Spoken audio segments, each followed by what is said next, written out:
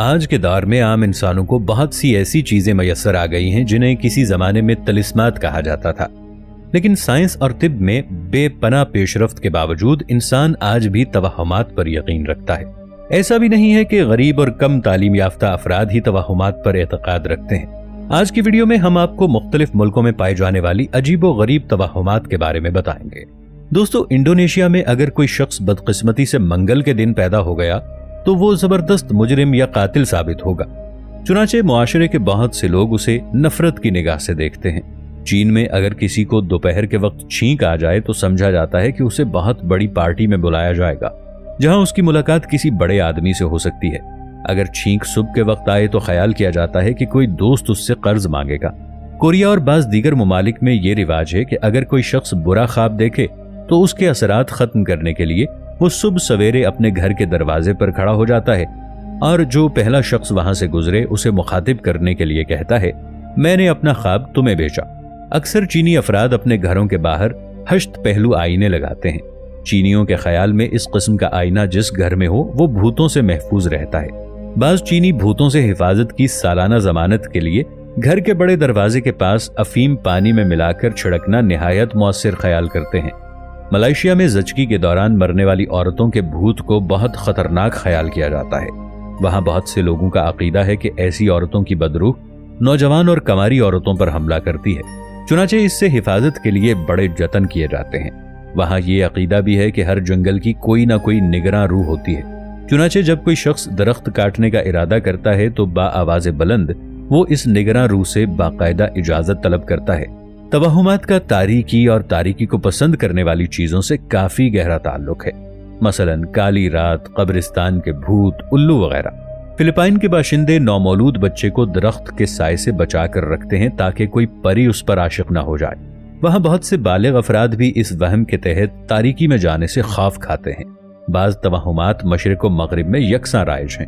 مثلا مغرب میں جادوگرنیوں کے متعلق یہ عام عقیدہ ہے کہ وہ جھاڑو کے دستے پر سواری کرتی ہیں۔ فلپائن میں بھی یہی عقیدہ رائج ہے، تاہم بعض دیگر عقائد میں کافی تضاد بھی پایا جاتا ہے۔ مثلا یورپ میں 14ویں کے چاند کی روشنی کو اچھا خیال نہیں کیا جاتا اور مسافروں کو اس کی چاندنی میں سفر کرنے سے منع کیا جاتا ہے، جبکہ چین، جاپان، ہندوستان بلکہ پورے عالم مشرق میں 14ویں کے چاند کی روشنی کو بہت اعلیٰ اور خوش نصیبی کی علامت سمجھا جاتا ہے۔ اسی طرح مغرب میں کاکروچوں یعنی لال بیگ کے ایک دم نمودار ہونے پر وحشت کا اظہار کیا جاتا ہے۔ مغرب میں اگر درزی کی قینچی کھلی رہ جائے تو وہ اسے کاروبار میں خسارے کی اور بری علامت سمجھتا ہے، جبکہ ملایا اور سنگاپور میں ہر درزی کام کے اختتام پر اپنی قینچی اس لیے کھول کر رکھتا ہے کہ وہ اسے کاروبار میں ترقی کا شگون سمجھتا ہے۔ مغرب میں کسی گھر سے سانپ کا نکلنا بہت ہی برا خیال کیا جاتا ہے، جبکہ ہندوستان کے بعض علاقوں میں اس کو اچھا شگون سمجھ کر خوشی کا اظہار کیا جاتا ہے۔ جاپان میں گاڑیوں کے لیے ایسے رجسٹریشن نمبر جن میں 8 کا عدد مسلسل آتا ہو، مثلا 88 یا 888 وغیرہ، باقاعدہ نیلام ہوتے ہیں اور لوگ اپنی گاڑیوں کے لیے یہ لکی نمبر حاصل کرنے کے لیے ہزاروں ڈالرز تک کی بولی لگانے کے لیے تیار رہتے ہیں۔ کوریا میں عام طور پر کسی عمارت کی 4تھی اور 13ویں منزل کو چھوڑ دیا جاتا ہے۔ کوئی شخص 4تھی منزل یا گلی کے 4تھے مکان میں آباد ہونا پسند نہیں کرتا۔ جاپان میں 19، 33، 42 اور 47 سال کی عمروں کو بہت خطرناک اور نامبارک سمجھا جاتا ہے۔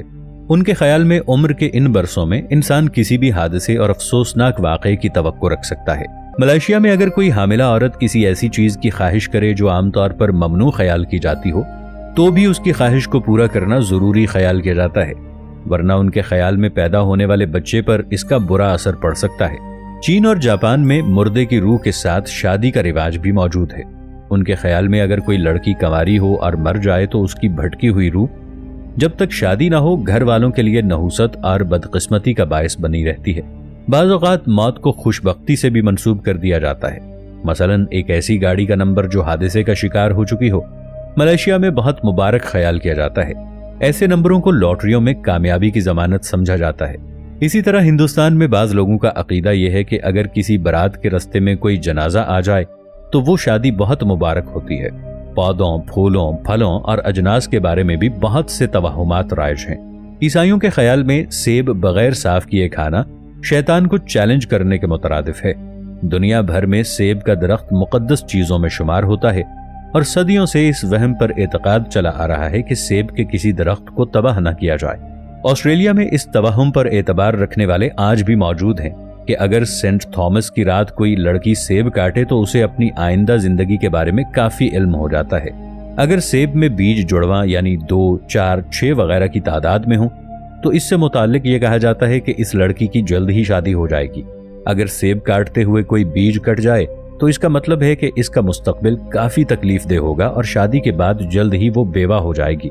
यूरोप के बहुत से लोग इस वहम पर एतकाद रखते हैं कि अगर कोई लड़की ये जानना चाहे कि कौन सा मर्द उसके लिए बेहतर है तो उसे आग में एक का नाम लेकर एक सेब डालना चाहिए। जो सेब बिला आवाज जल जाए उसका मतलब है कि वो आदमी उससे मोहब्बत नहीं करता। अगर कोई सेब बहुत ज्यादा आवाज के साथ फटने के बाद जले तो इसका मतलब है कि लड़की को बिला झिझक उस लड़के से शादी कर लेनी चाहिए। जर्मनी के बाज लोग कहते हैं कि अगर कोई औरत किसी नए सेब के दरख्त के पहले सेब को खाए तो बावजूद ये कि उसके पहले ही काफी बच्चे हों वो मजीद बच्चों की पैदाइश की तवक्को रख सकती है। बरतानिया में किसी ऐसे दरख्त पर जो मुरझा चुका हो सेब लगना उस घर के सरबराह की मौत का पैगाम ख्याल किया जाता है। काली बेरी के मुतालिक भी कुछ तवहुमात मौजूद हैं। फ्रांस में लोग काले बेर नहीं खाते क्योंकि उनके एतकाद के मुताबिक इसका रंग शैतान की आदात की अक्कासी करता है, जबकि बरतानवी 11 अक्टूबर के बाद स्याह बेर जमा नहीं करते क्योंकि उनके ख्याल में इस दिन के बाद काली बेरी पर शैतान का कब्जा हो जाता है। आपने जुड़वा आम तो देखे होंगे, हम लोग इन्हें कोई अहमियत नहीं देते, लेकिन अक्सर यूरोपी ऐसे फल को बहुत खुशकिस्मत ख्याल करते हैं, जबकि बरतानवी और ऑस्ट्रेलियन ये एतकाद रखते हैं कि हामिला औरत ऐसा फल खाने से जुड़वा बच्चों को जन्म देगी। बरतानिया के बाज लोग जोड़ों के दर्द के इलाज के लिए आलूओं को कोट या पेंट की जेब में रख लेते हैं, यहां तक कि वो स्याह हो जाए या लकड़ी की तरह सख्त हो जाए। दरख्त ज़माना कदीम से इंसान के लिए बहुत अहमियत रखते हैं। पुराने वक्तों में ये वहम आम था कि अगर कोई इंसान किसी दरख्त की कोई शाख काटेगा तो अपने किसी उज़्व से महरूम हो जाएगा। जनूबी इंग्लिस्तान की लड़कियां इस तवहम पर यकीन रखती हैं कि एशियन दरख्त के पत्ते पांव पर बांधने से जिस मर्द से वो सबसे पहले मिलेंगी वही उनका शाहर साबित होगा।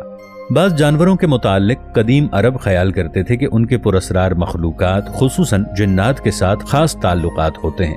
गो, खरगोश और शुतुरमुर्ग वगैरह को अरब के बाज़ कबाइल में आज भी जिन्नात की सवारियां ख्याल किया जाता है। हमारे यहाँ भी बेशुमार तवहुमात पाई जाती हैं, जैसा कि अगर कोई शख्स घर से बाहर सफर पर जा रहा हो तो उसे पीछे से नाम लेकर पुकारना बुरा शुगून ख्याल किया जाता है। अगर किसी के घर में मुसलसल लड़कियां पैदा होती हों तो जचकी के बाद 40 दिन के अंदर औरत को ऊंट पर सवारी कराई जाए तो आइंदा से लड़के पैदा होंगे। कंघी करने से अगर कुछ बाल कंघी में रह जाएं तो उन्हें फेंकना नहीं चाहिए वरना सर में दर्द हो जाता है। अगर मियाँ बीवी एक ही आईने में इकट्ठे देखें तो उनमें जुदाई हो जाती है। गुरूबे आफ्ताब के वक्त किसी को नमक उधार नहीं देना चाहिए वरना घर में झगड़ा और फसाद पैदा होता है, वगैरह वगैरह। तवहुमात तो और भी हैं, बेशुमार हैं। अगर उनकी फहरिस्त तैयार की जाए तो एक किताब दरकार होगी।